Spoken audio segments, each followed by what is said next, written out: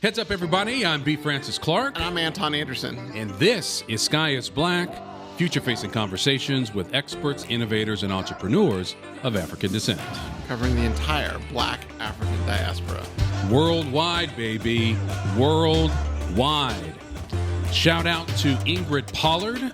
Ingrid Pollard is a British-based photographer and the 2024 recipient of the Hasselblad Award, which is the most prestigious and most lucrative award in photography. You can learn more about the Hasselblad Award at Hasselblad Foundation, that's HASSELBLAD Foundation, and learn more about Ingrid Pollard at ingridpollard.com, that's INGRIDPOLLARD, ingridpollard.com. And shout out to all of the winners of the NAACP Image Awards. Yes. Dozens of winners, and you know, some people watch the Oscars and all that stuff, but I'll admit, I really enjoy the NAACP Image Awards. Of course, Usher for Performer of the Year. High on the Hog, shout out to our friend Adrian Miller. Yum, yum. Every time I come away with new books to add in particular, I really am looking forward to Crowned, which is this great mythology of Black children. You can find out more about all the winners, new music, it's great, at NAACPimageawards.net. And shout out to Shamayim Harris. Shamayim Harris, who goes by Mama Shu, is the founder and CEO of Avalon Village in Highland Park, which is outside the city of Detroit in the United States. Through Avalon Village, Mama Shu has been acquiring blighted homes and buildings and turning them into a collection of safe, nurturing, uplifting, and healing spaces where young people in the community can be true and thrive. Nice. You can follow Avalon Village on Instagram at The Avalon Village and learn more at theavalonvillage.org. And shout out to Dr. Uche Blackstock. Yes, yes, yes. We mentioned her before because she had a book that was coming out, which is now out, called Legacy, which talks about her journey dealing with racism in medicine. But more importantly, she is the keynote speaker coming up on March 21st, so just after you'll be listening to this, so catch it online, at the United Nations General Assembly. She is going to be there as part of their International Day for the Elimination of Racial Discrimination. And you can find out more about her at ucheblackstock.com. That's UCHEBLACKSTOCK.com. Or, of course, the UN at UN.org. Go Bruins. And shout out to Dink TV. Dink TV, spelled D-I-N-K, is a digital media platform dedicated to connecting local Ethiopian creatives with people of African descent around the world.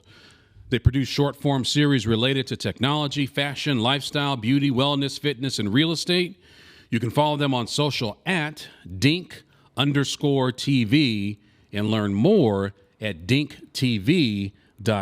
Again, DINKTV.com.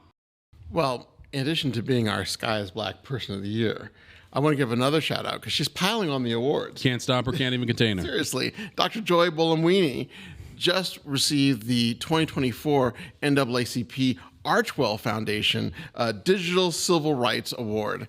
And that is actually, the Archwell Foundation, if you're not familiar with it, was started by Prince Harry and Meghan, the Duke and Duchess of Sussex, part of the royals and that whole thing.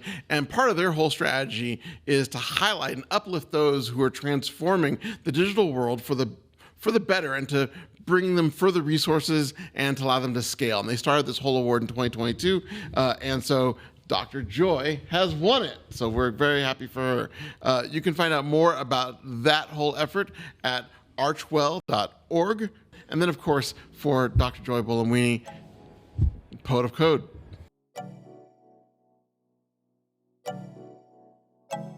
And thank you, fellow visionaries, for joining us in the Pure Vibranium Circle. So, we are a global podcast, and so we have to give a shout out to our brothers and sisters in Dublin and Daloa and Dubai and Dresden and Stockholm and Surrey and Susano and Singa and Djibouti and Jama in Joburg and Jalingo and everywhere, the African diaspora is standing strong and moving forward. Right on. Yes, indeed. Yes, indeed.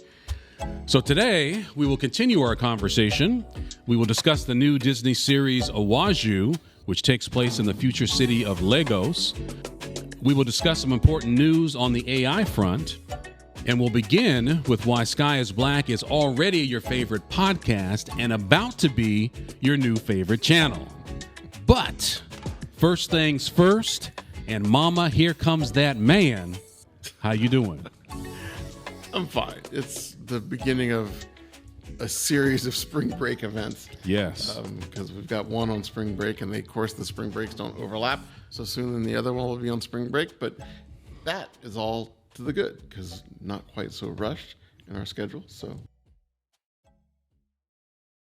before we get going, we also want to mark another passing. Those of you who saw the episode last week, we talked about the passing of Andre Brower, and we talked about the passing of Carl Weathers, two artistic luminaries. We also lost an important brother in Ethiopia, Asfa Mashesha, who some of you may know from his work on EBS TV in Ethiopia, highly revered, very well respected.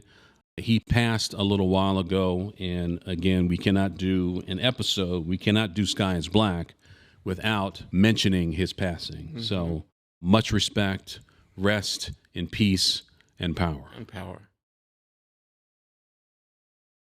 And speaking of broadcast networks in Ethiopia, I want to echo what I said earlier about Dink TV, which, like Sky is Black, is the future of media.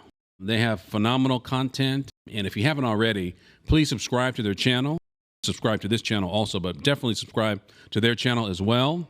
As all of our audio listeners know already, we are about all of us moving forward, all of us getting to our shared promised land. It is not about you. It is not about me. It is about us. So again, please subscribe to this channel and to that one. And so to me, that leads us to this conversation. There are a lot of ways to describe the Sky is Black platform. So for those people who are getting introduced to us now, who may not have listened to our audio podcast before, how would you describe Sky is Black other than the bomb? Ish. Well, first of all, for those who haven't had a chance to be a part of it and have come with us on this journey, yes, let me sort of turn on the Wayback Machine and tell you how we got here. This all started off during the pandemic. People were making sourdough breads and banana bread and everything else, and went for a socially distanced walk around the Rose Bowl. That's right. With my friend here. And one of the things we were talking about was Black history. And we were talking a lot about, like, you know, with you being a historian, and about how important that is, and, you know, George Floyd and all those other things that happened, and how it was such a moment where it was so important, and it became so much to the fore, this making sure everyone was aware of Black history in America, which is actually American history, you know, full stop. Mm-hmm. And as we were having our conversation, I was telling you about this book that I'd read that was an anthology. NK, would you call him, please? Seriously, we got some food. We're going to cook for you. But it was by N.K. Jemisin, and it was called, you know, When is Black Futures Month? Mm-hmm. And the title intrigued me because I just started reading it, and then part of our conversation was like, well, who's actually talking about Black futures? I mean, we've got the whole Sankofa thing, but who's actually talking about Black future? And then who is taking us there? Yes. Who specifically? So as you said a moment ago, it's not really about us. Right. But then finding out who's actually bringing us actually into the extant future. Mm-hmm. And that's where this whole thing came from. We really wanted to highlight people who are doing that, who are bringing us into the future, making sure that we all make it there. And if you're not part of the Black diaspora, you might be like, well, why is that important to me? Why bother with this? Well, I mean, at the end of the day, you know, we're all one human family. 'Tis true. And so... But the melanin is in effect. Oh, absolutely. Don't get it twisted. Melanin in effect. But the thing is that, things that are affecting the black population in the world, the global South, here in the United States, it affects everybody. Yes, it does. And, on the downside, discrimination and racism obviously more acutely affects those who are being on the receiving end of it, but it actually brings down everyone, and it creates a problem for everyone.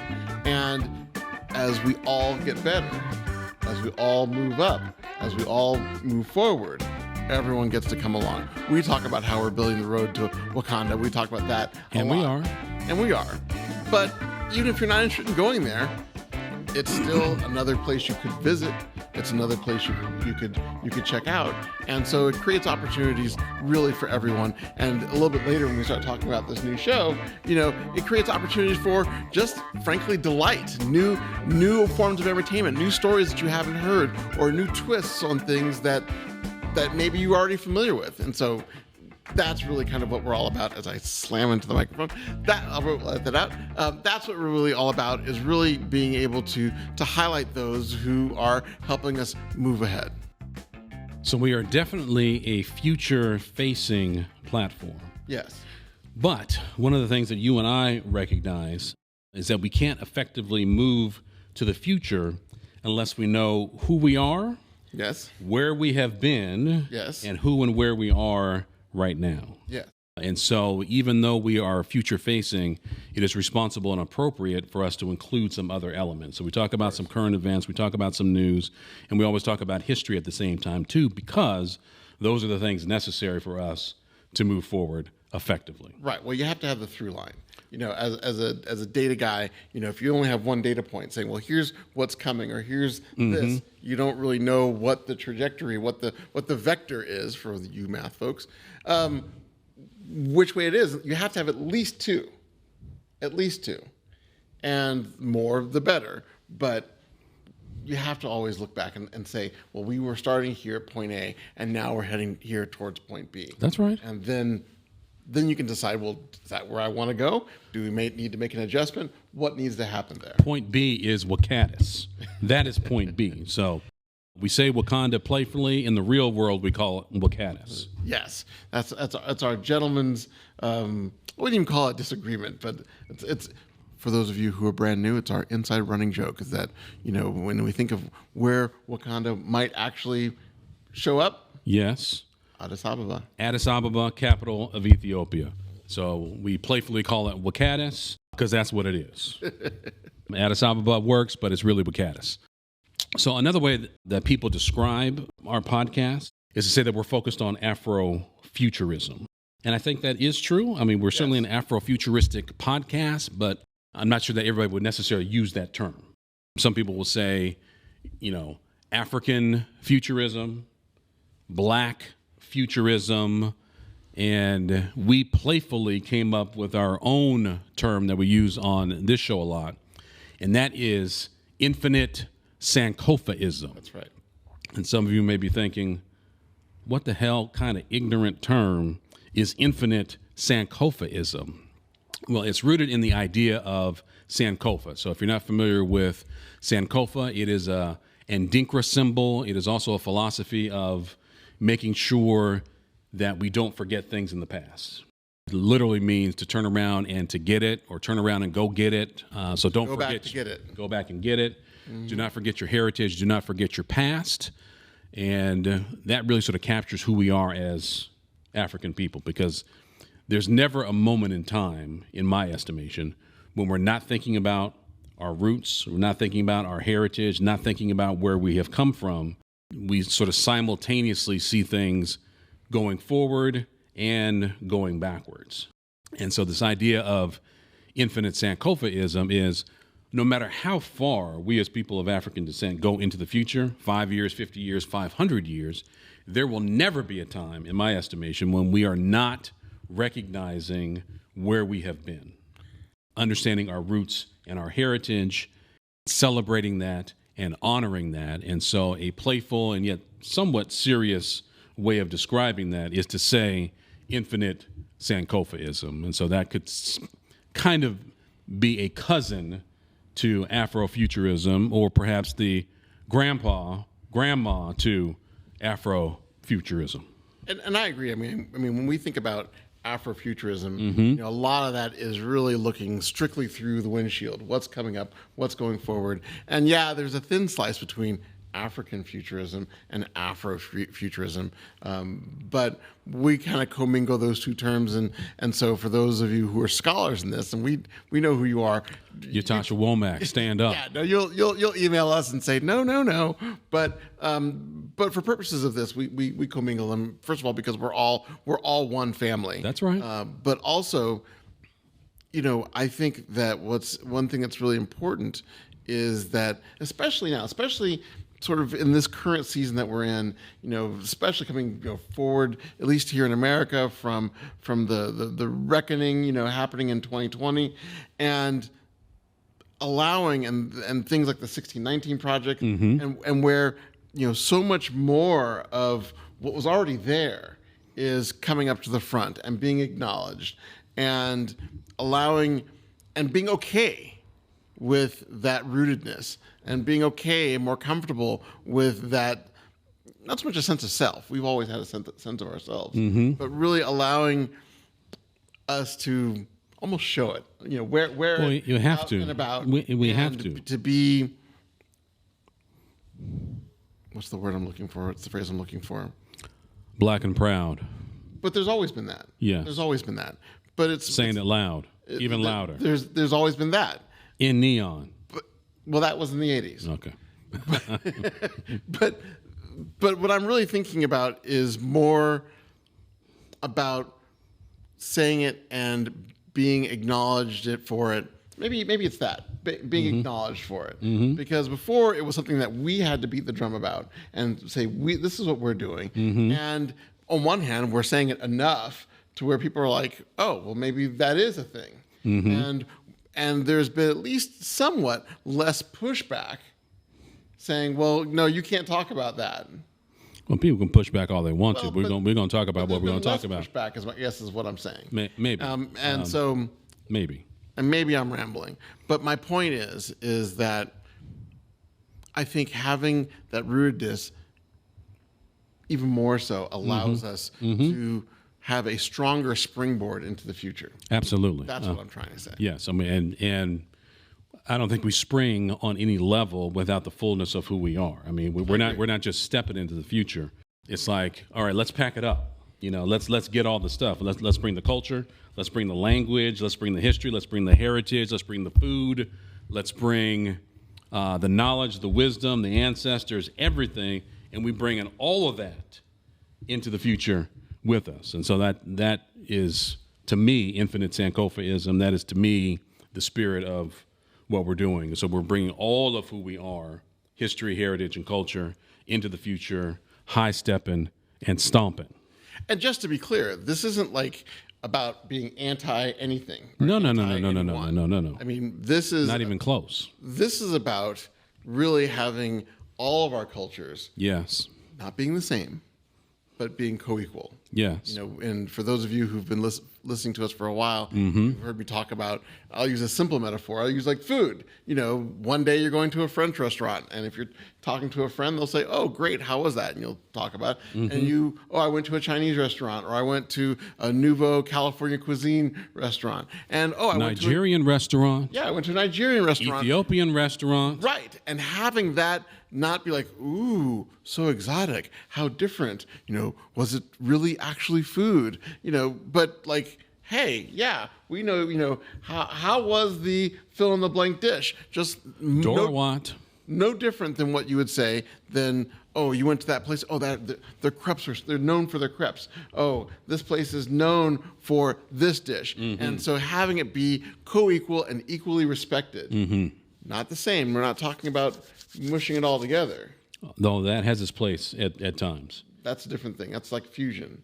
It is fusion. But if you look at my plate, it is always a fusion plate. But really just making it to where it's all co-equal. And so that way everyone is comfortable in being who they are, and also comfortable in acknowledging who everyone else is, and knowing that we're all co-equal members of the human family. We're not pushing anyone down, but for those who've been in the past pushed down, we're bringing everyone up to the same level. No, we're pushing back with forgiveness, but Yes. pushing back if necessary. So If I mean, necessary. the days of sort of oppression and suppression, I mean, they were over then. We didn't stand for it then, and certainly not standing for it now. Right. So the point is that we welcome all of you. Amen. Amen. To join us on this journey. Yes. And we've actually gotten some wonderful feedback from people Yes. who are like, wait, I had no idea this was going on, or I had no idea this was happening. That's true. And we've been able to turn some people on to new foods, which we'll talk about soon, Mm-hmm. to new shows, to new artists, and to new environments that they hadn't been exposed to before. And we've been learning a lot along the way, too. I mean, this has been a tremendously fun journey. And so I invite you, if you're brand new, to please continue to come along with us. Yes. We'll have a good time. We've got good snacks, and it'll be great. Yes, please spread the word. Please subscribe. And again, we invite the entire Pan-African community around the world to be a part of this movement. So if you're in Ghana, if you're in Nigeria, Ethiopia, South Africa, Egypt, Brazil, Haiti, Dominican Republic, Puerto Rico, Colombia, Mexico, Trinidad, all y'all, welcome here at Sky is Black. 3 times now I've been mentioning snacks. You still haven't taken the hint. I have taken the hint, but I wanted to speak to the peoples. I got to speak to the fam, heart to heart, soul to I soul. want to hear about our snacks. They do want to hear about our snacks. So out of respect for what you were saying, I will break out the snacks because I can assure you I am equally hungry. So those of you who saw the episode last time, we talked about a company called Tefftastic Eats. It was founded by Bethlehem Alemu. We had some of those. We had the mitmita flavor. It was delicious. So please go back and check out that episode if you want to learn more about that. It's Tefftastic Eats, Tefftastic, Tefftasticeats.com. They were delicious. Yes, they were. And they were made from the ancient Ethiopian supergrain teff. And today we have another snack that is made from teff. This company is called LOVEGRASS, also Ethiopian-owned company. In fact, here's a little clip. Welcome to LOVEGRASS. Jonas is originally from Ethiopia. He started out his life farming teff, the same way it has been done for millennia, with an ox plough. After finishing high school, he won a university scholarship in Europe and left his tiny town of Jigga in northern Ethiopia. When he finished his university studies in Europe, Jonas began a career in the finance sector. After 17 years working in some of the world's top investment banks, Jonas was surprised to come across US-grown teff grain in a London health food store. That is when the idea for LOVEGRASS was born. To tell the true story of teff.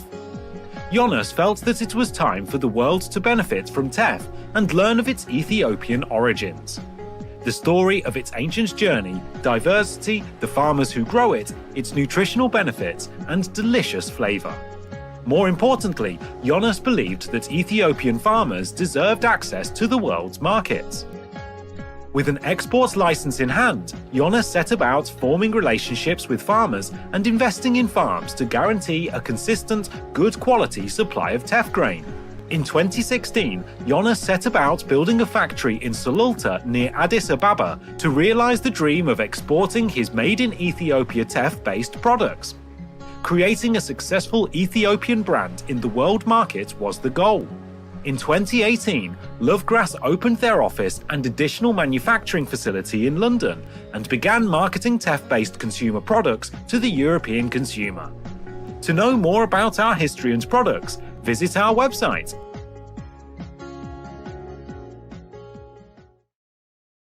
So that's a little information about LOVEGRASS.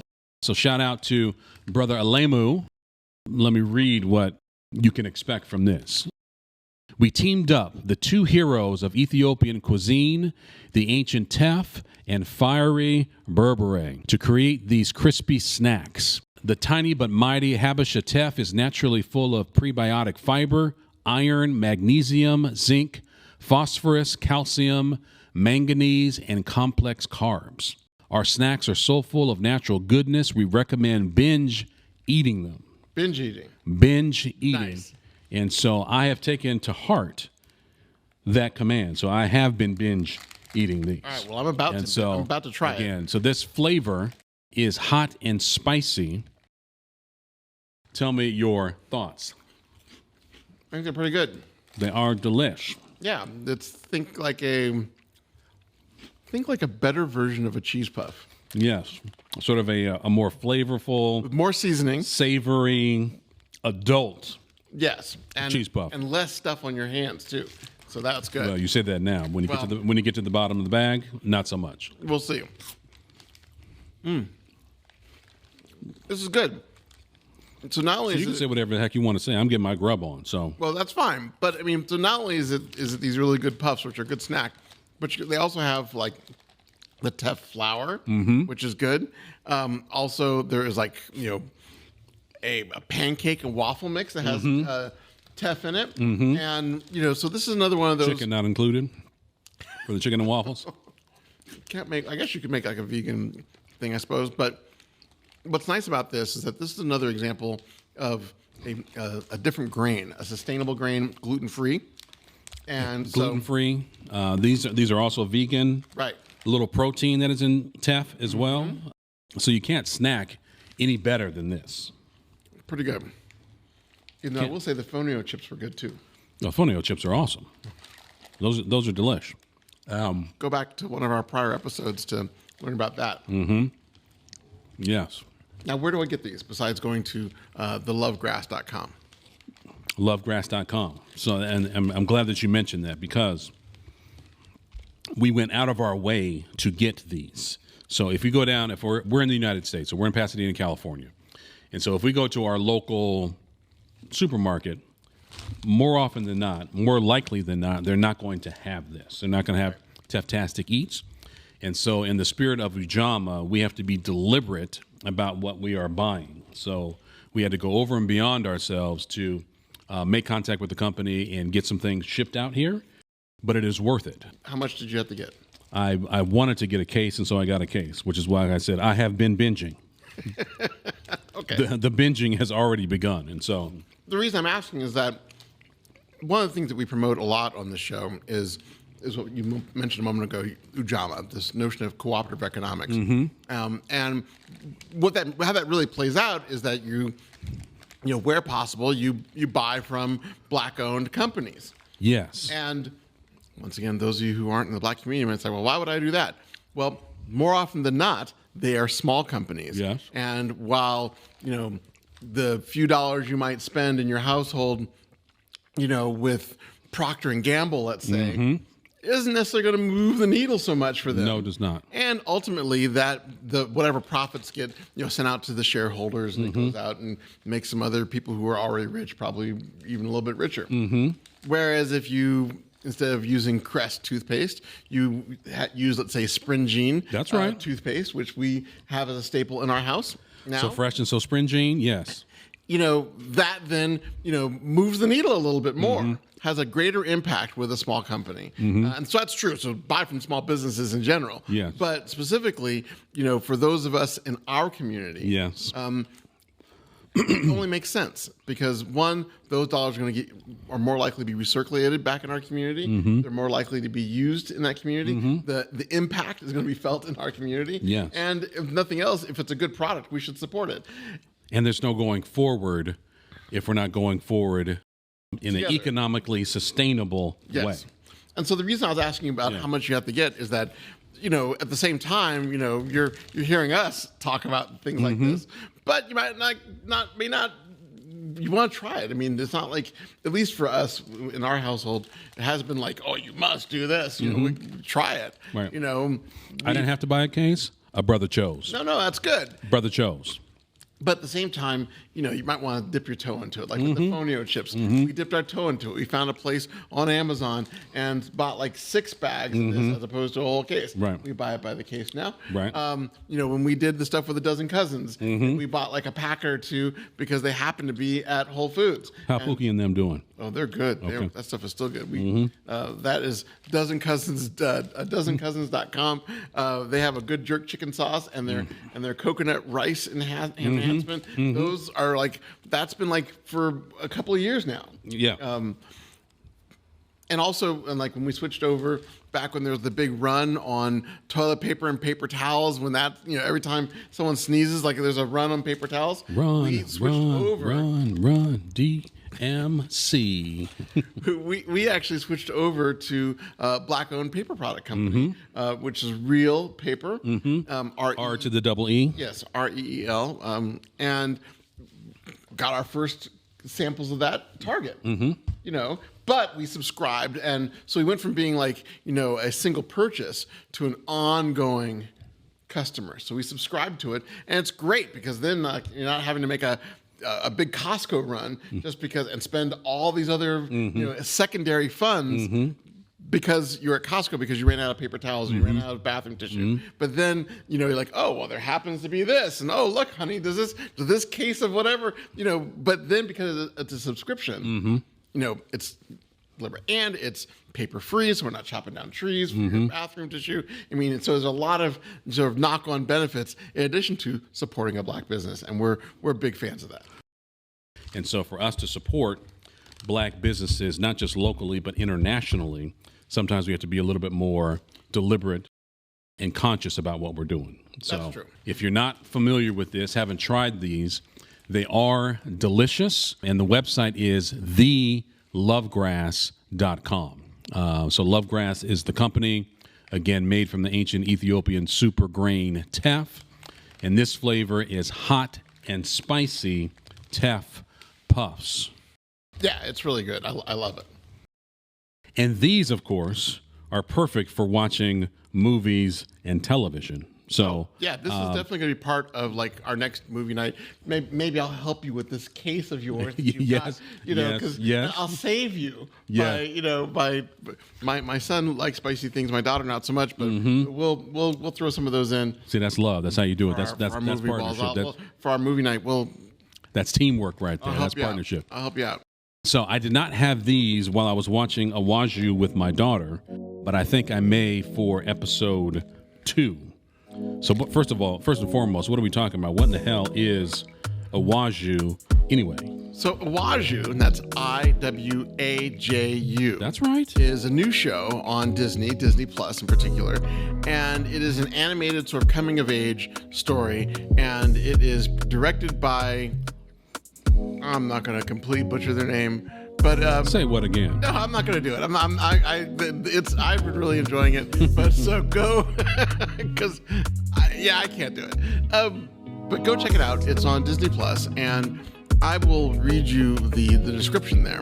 Iwaju is an original animated series set in a futuristic Lagos, which is where Nigeria. This exciting coming-of-age story follows Tola, a young girl from a wealthy island, and her best friend Kole, a self-taught tech expert, as they discover the secrets and dangers hidden in their different worlds. One of the nice things about this show, and I think I'm now into episode... We only watched the first one. Oh, am I only supposed to watch the first one? No. So we only watched the first one. Okay. So my daughter and I only watched the first one. Okay. So how far did you get? I'm sorry, I cut you off. I am on episode 2. Nice. So I'm 2 episodes into it, and I gotta say I'm really enjoying it. And it's probably a little bit. My son is 8 years old, and so unlike Super Team 4, which we do watch, Team 4, and Kazazimoto, we watch both of those. I watch those together. But this one, at least so far. Partly because the one of the themes is a little bit on kidnapping and things like that of children. So I haven't. It seems like it might be maybe next year. I'll watch that with him. Not that it's so far out there or so. I mean, it's not like grossly violent or anything like that, but more like just some of the themes of it. it might be, for an 8-year-old, he's cuspy. So maybe next year or maybe later this year, maybe not quite yet. But I've watched them myself and really enjoyed them. I thought they were tremendous. First of all, it was fun. It was fun, ladies and gentlemen, to see a incredibly futuristic version of Lagos, Nigeria. And Lagos is arguably the largest city in Nigeria, perhaps if not the biggest city, maybe one of the biggest cities in Africa, writ large. For sure. And one of the more densely populated cities in the world. And what was interesting about it was that, we talk a lot about Wakanda and all this other stuff. Wakaddis. And, when you watch it, the fictionalized city, the capital city of Wakanda is, it's all clean and the marketplaces are nice, but, it's super futuristic and, hover trains are everywhere. This actually was interesting in the sense that it actually allowed for there to be a spectrum. Yes, for sure. So there was the wealthy elite who were in their cool hover cars and things like that.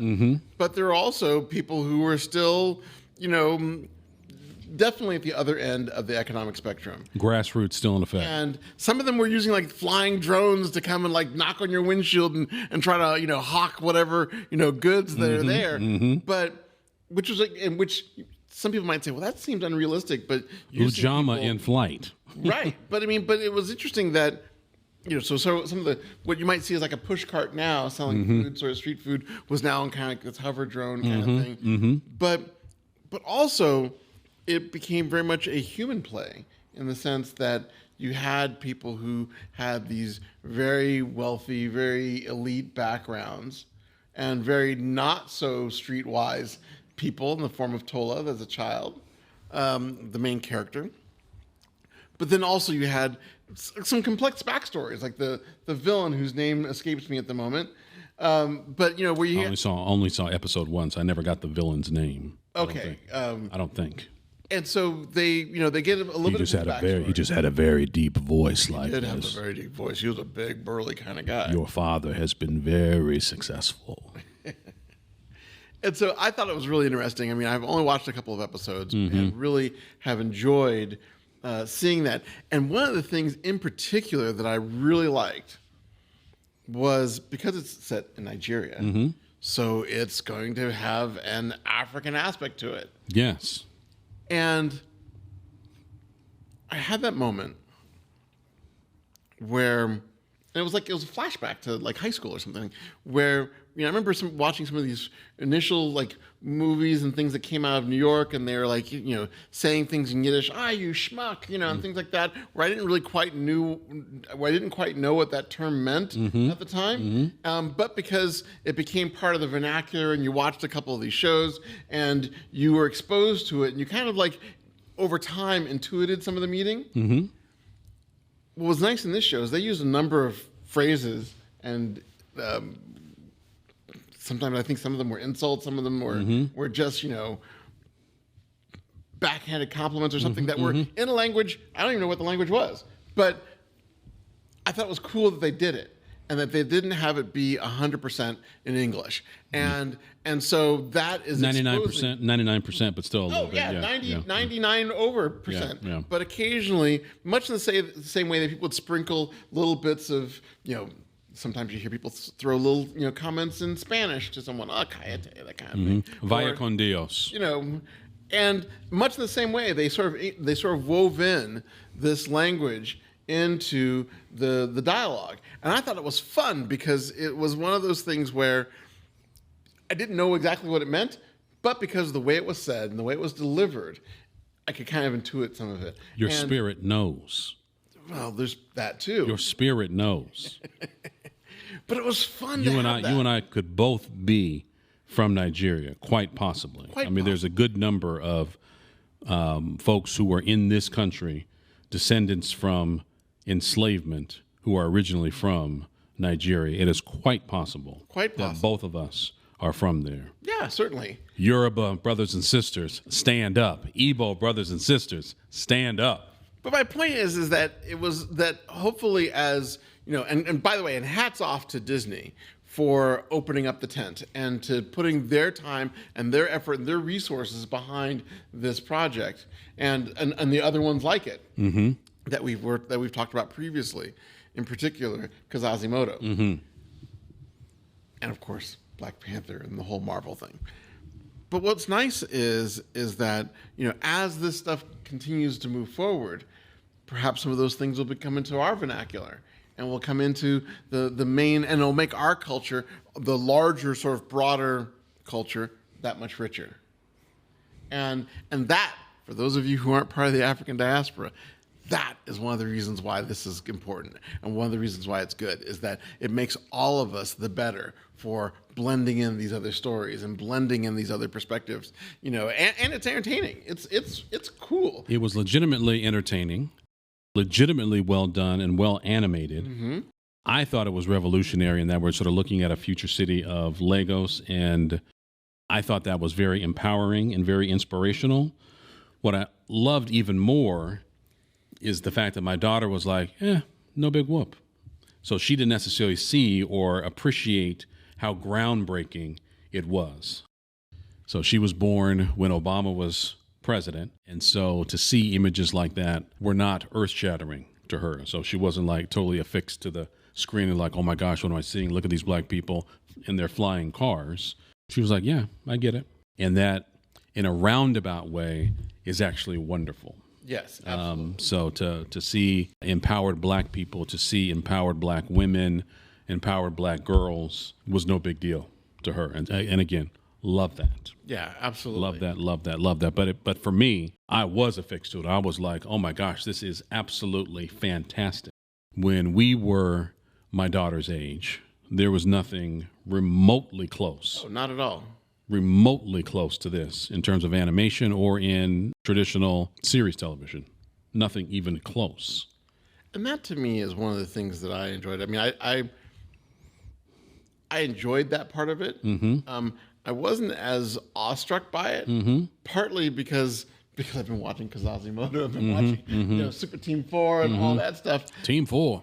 You know, which are other shows, by the way. Super Team 4 is on Netflix, and then Quasimodo is a series.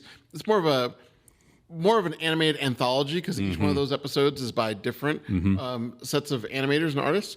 But so having been soaking in that for quite a bit, and I'll admit our TV world isn't that big, but sort of soaking in that, it wasn't as novel for us. And I'll admit, right now we're watching, because we're catching up.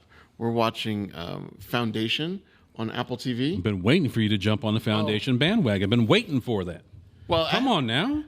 We had some other things that were in queue. And how far along are you? We are like 4 or 5 episodes in. Okay, that's when it starts to get good, because actually the first couple episodes drove me crazy. It's like, what in the world is this? This is crazy. But I sort of hung in there, got to episode 4 or 5, and at which point I was into it. And the diversity of that cast Yes. is absolutely fantastic. Yes. And really just and sort of baked in. So it's not like, hello, I'm a black man in the future. Right. But more like just very mundane is probably not the right word. But, matter of fact. But very matter of fact. And so we're really enjoying that. And so the reason I'm telling you all that is that, you know, then being transported to a futuristic version of Lagos wasn't that big of a shock. Right.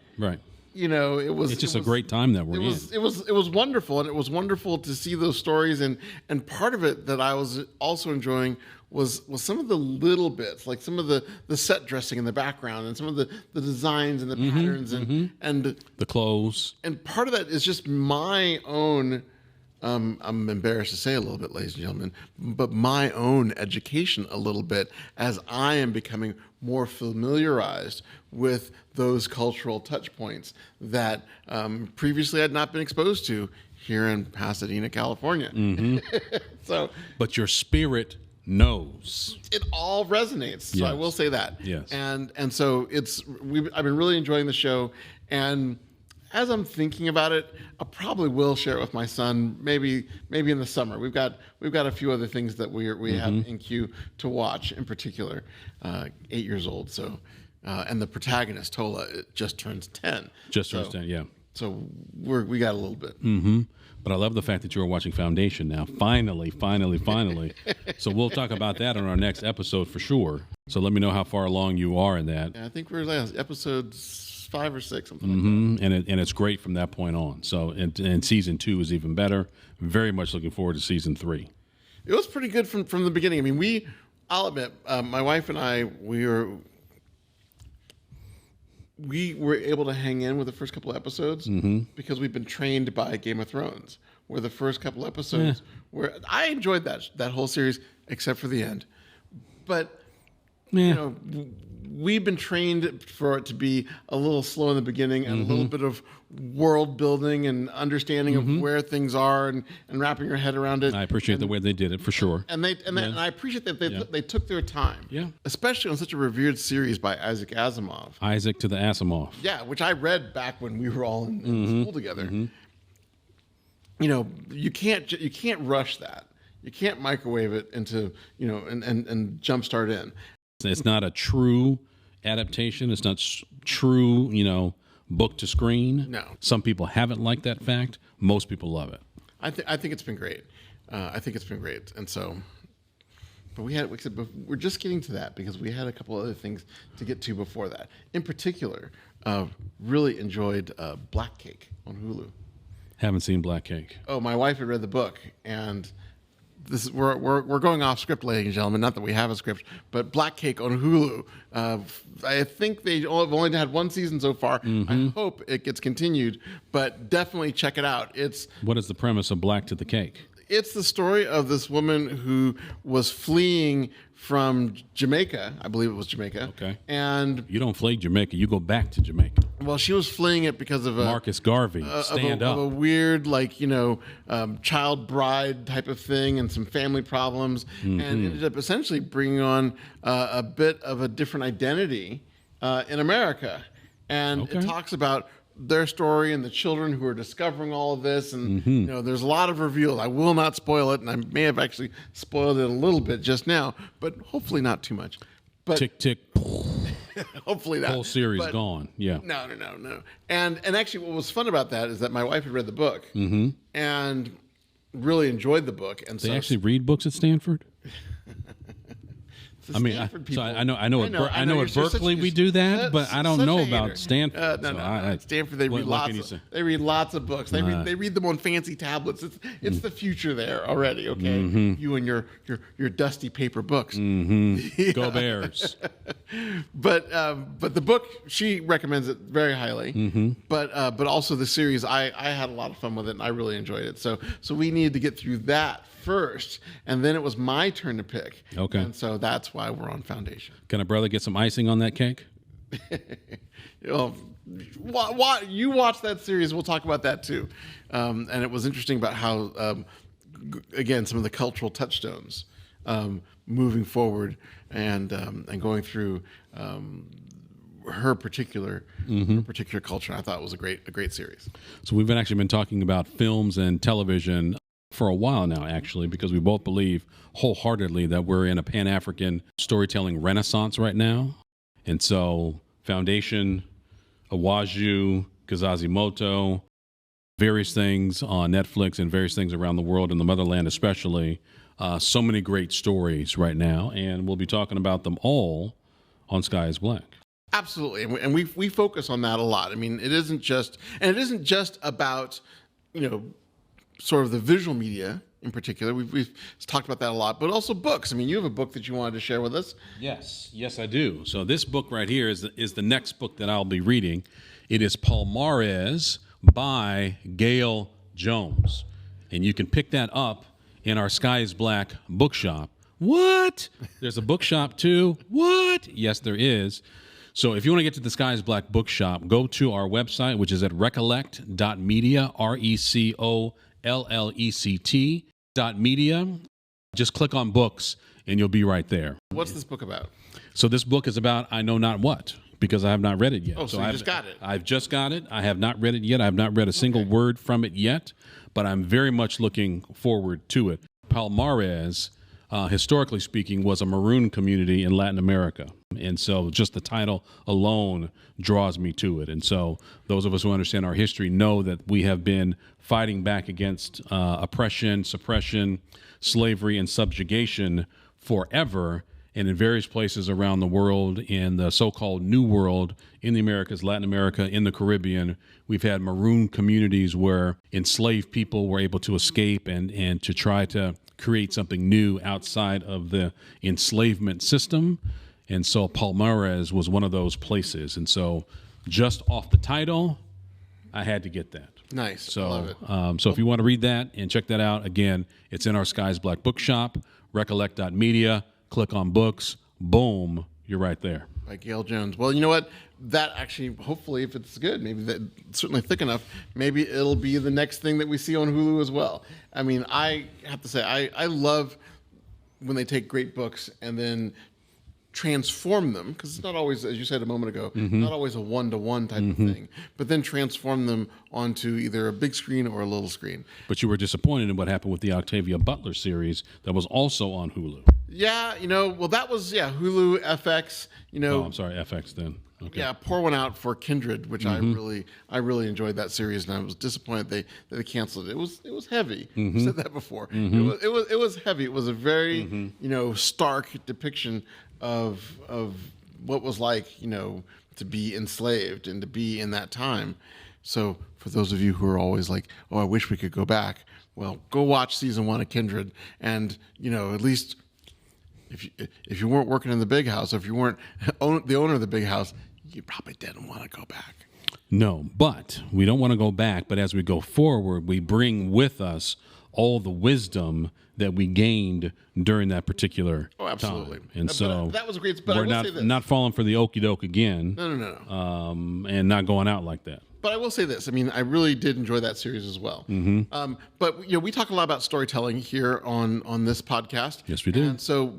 And part of that is part of our ongoing mission. I mean, we highlight artists, innovators, authors, chefs of African descent here on Skies Black. We are thankful to all of you, especially those of you who are new to us here on our new format, our new channel here. Yes. And we'll still get back out to the tech deck once it gets a little warmer. So I hope so. We'll check that out too. But we definitely want your feedback, your ideas, your comments. You can reach me at Anton at skiesblack.com. And you can reach me at bfrancisclark at skiesblack.com. On social media, you can find us on Twitter, X, whatever, as well as on Instagram at skyis. B to the L to the C to the K. Try again. _ B to the L to the C to the K. Exactly. But you had it right for Facebook. Okay, fair enough. And then Go ahead, B. And then also at skiesblack.com, as well as recollect.media.